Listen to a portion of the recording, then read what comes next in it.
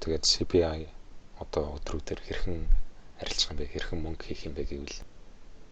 За сайн байцгаана guys. Тэгээд өчигдөр CPI дээр явсан. Тэгээд өчигдөр CPI дээрээ зах зээл яаж арилжсан бэ? Тэгээд CPI дээр CPI өдрүүдээр ер нь хэрхэн арилжах вэ? Тэгээд хэдэн зүйлийн талаар ярих гэж бодлоо. За тэгээд би энд S&P 500 харагдаж байна. За тэгээд энэ дээр би энэ CPI гэд бичсэн байна.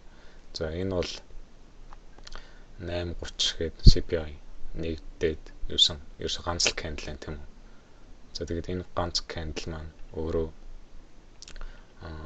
1 минутын дотор бүр 1 секундын дотор 2 секунд ч юм уу 25 point ингэж хөдөлсөн байгаа. За тэгээд зах зээлийн нэгцэн 77.80 гэдэг чиг дээр нэгдээд тэгснэ дээшээ ингэж зүү татсан тийм үү. За тэгээд энэ дээшээ зүү татхад хүмүүс за дээшээ явах гэж юм байна. Гэт дээшээ лонг арилжаанд орж байгаа тийм. Тэгсээ чин доошоо маш хурдан ийм хүчтэй доошоо зүү татаад тэгээд энэ дээр орсон хүмүүсийн stop loss-ыг энд хамаад байхгүй болгоод за тэнгууд нь доошоо явж байгаа шүү дээ. Ингээд доошоо явгод нь тэнгууд нь хүмүүс доошоо юм байна гэд дахиад энд доошоо арилжаанд шорт арилжаанд орж байгаа тийм. Тэгж буцаад дэше яваад ингээд за хэрвээ доошоо арилжаанд орсон хүмүүсийн stop loss энд байсан гэвэл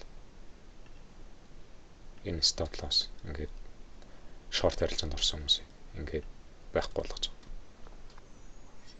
Тэгээд CPI өдөр мөнгө хийсэн хүмүүс азтай байна. Тэгээд баяр хүргэе.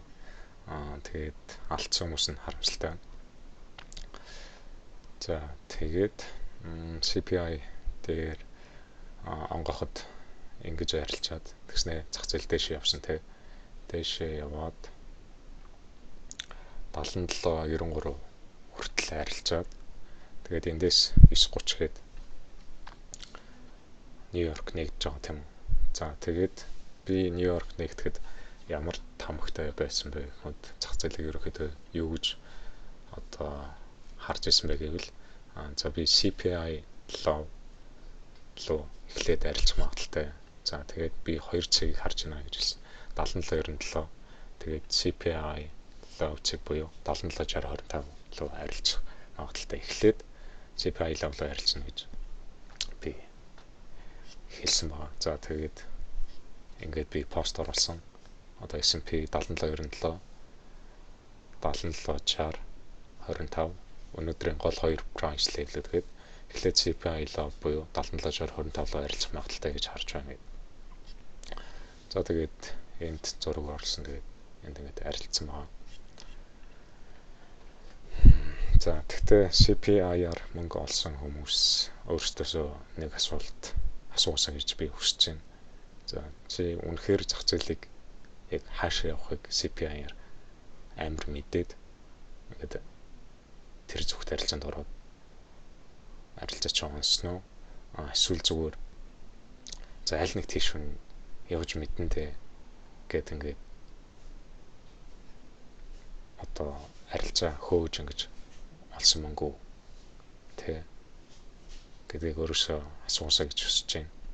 За үнэхээр тэгээд тэгж за аль зөвлөмж авах аль нэг зөв рүү явгууд нь ороод мөнгө хийндэ гэсэн тийм сэтгэл зүгээр арилжаад мөнгө олсон бол үнэхээр чи арилжаачны үгээр чиний ур чадварыг шаардсан чиний мэдлэг тэ яг чиний тэр арга барилд тийм тохирсон тийм одоо стап бүрдээд чи тэр арилжаанд орсон уу гэдэг асуултыг өөрөөсөө асуусаа гэж хүсэж байна. So тэгээд CPI бол надад нэг тийм шинэ жил шиг санагддаг. Ингээд бүх хүмүүсийг ингээд амар догтлуулдаг тий. Ингээд маш том ингээд хөдөлгөөн орж ирэх гэж байгаа. Тэгээд их мөнгө хийх боломжтой. Өстө аккаунтаа нуглах боломжтой гэсэн нэг тийм сэтгэл одоо тийм итгэл тийм хөөрлийг тийм хүмүүст авчирдаг юм шиг надад санагддаг. За тэгээд яг энэ 8:30 гээд цагт маш олон хүмүүс ингэж CPI-аар арилжаанд орж байгаа юм. За тэгээд би ярьсан шүү дээ. Бичлэгээ эхэлнэ. За энд ингээд дээр онгоогоо дэшээ зүү татхад хүмүүс ингээд лонг арилжаанд орж байгаа тийм. Тэнгүүд тэр лонг арилжаанд орж байгаа хүмүүс энд стоп лосс тавьж байгаа. Тэгээд стоп лосс нь ингэж хамж байгаа. За тэнгүүд доошоо арилжаанд орж байгаа хүмүүсийг бас буцаад энд стоп лосс-ыг энд хамж юм. Тэгэхээр өөрөөсөө яг үнэхээр яг энэ богино хугацаанд яг үнэхээр амар мөнгө олох боломжтой юм шиг санагдаж байна. Надад бол яг миний туршлагаар бол үгүй гэж хэлнэ. За яг би өмнө ингээд CPI дээр ингээд өдрөдөр арилжаанд ордог гэсэн тэгэл амар олон арилжаа ингээл хөөгөөл ингээл цаа тийш явах юм бэн за доош явах юм бэн ингээл арилжаанд ороод тэгэл алддаг байсан. Тэгэл ерөөсөө нэг хэдхэн минутын дотор маш олон арилжаа ингээд тэгээд ер нь алдаад дууссан тийм experience байдаг. За яг тэгээд хаяад бол ингээд азар онцсон тийм үе байдаг. Тэгвэл тэр үед дээр дандаа ингээд би яг ингээд за яг тийшэл юм да гэсэн нэг амар тийм яг өөрийнхөө анализ арга барил дээр суйрлаад орсон арилжаанууд ховор яг хөвчлэн л за аль нэг зүг рүү явж байгаа л дагаад орондоо тэгээд гэлс их мөнгө хийнтэй гэсэн тэмлэгт хэлэмжлэлээр ордог байсан. Тэгтээ яг тэгээд туршлагаас аваад үзэхэд ер нь CPI дээр арилжаанд ороход маш хэцүү хүндрэлтэй байдаг.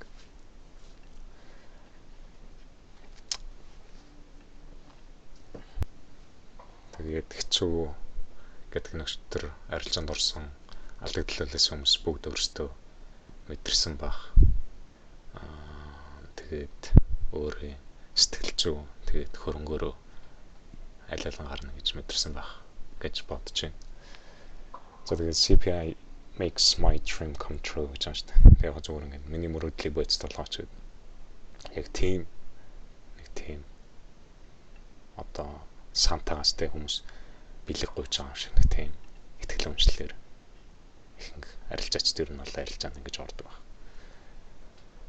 За тэгээд торшлагатай трейдерүүд арилжаачд ингэж CPI-аар арилждаг үгүй үгүй. Тэгээд яг би маш олон яг тийм туршлагатай мэргэжлийн трейдерүүдийн подкаст яг ном цомыг ингэж уншиж байхад ер нь бол CPI-аар арилжаанд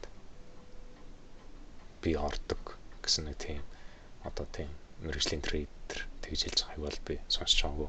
Аль болох CPI өдрөдөр ингэж арилжаанд орохгүй байхыг ингэж зайлшихийг эрмэлздэг. За бүр үнэхээр туршлагатай бол яг орж болно. Ерөөсөө арилжаж болохгүй гэсэн үг биш. Тэгтээ чи хэдэн жилийн туршлагатай вэ? Яг үнэхээр чи энэ өдрөдөр арилжах чам туршлага байгаа юу гэдгийг сайн авч үзэх хэрэгтэй.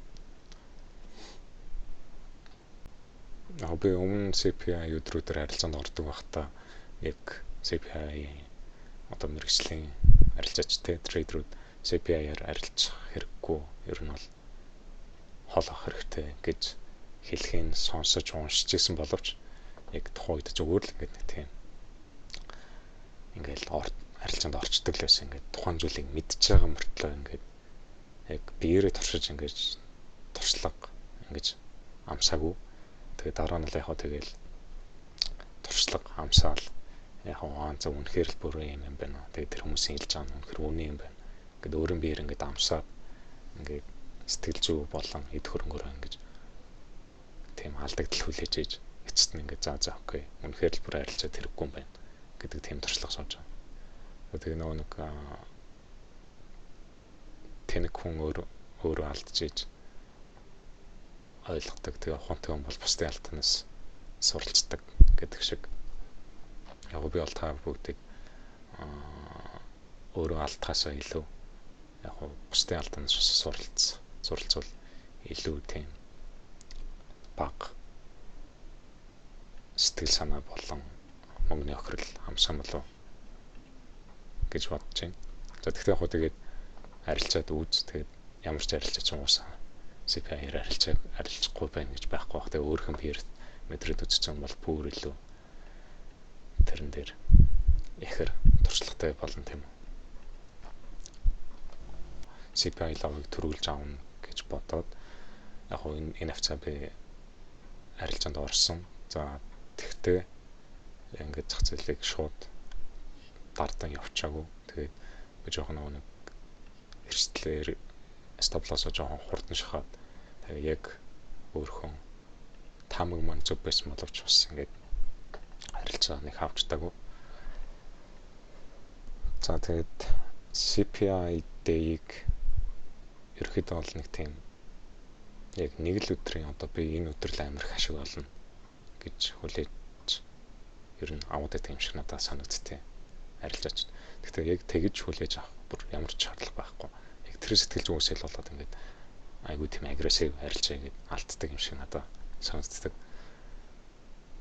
Уусаа зах зээл нэгтгэж тавтахад те ингээд онгорхой байж байгаа.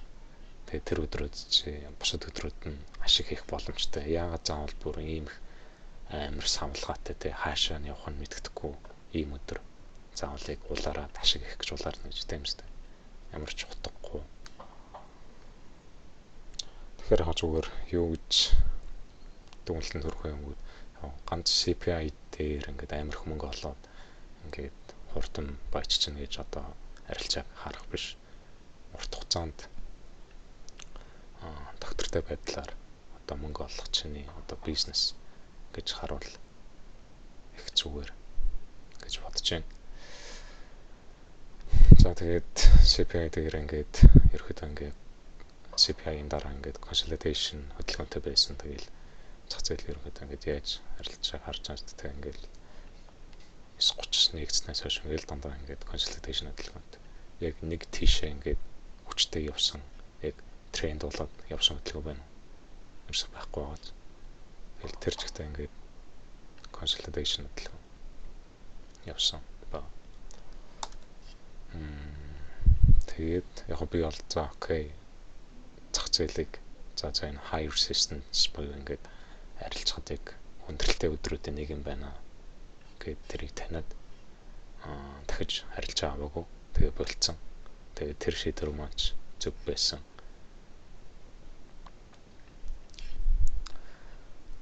За тэгээд төгсгөлд нь яг хөө тэгээд CPI одоо өдрүүдээр хэрхэн арилжах юм бэ? Хэрхэн мөнгө хийх юм бэ гэвэл ерөөсөө л арилжахгүй байх CPI мэдээ нэгтгэхэд. Мэдээ нэгсний дараа бол 9:30 гээд тэ Нью-Йорк нэгдгүүд арилжиж болно шүү дээ. Зүгээр л CPI яг мэдээ яг гарах үед ерөөсөө арилжахгүй л байх хэрэгтэй. Чи мөнгө хийхгүй ч гэсэн чи өөрийнхөө капитал хөрөнгийг хамгаалж яана л гэсэн.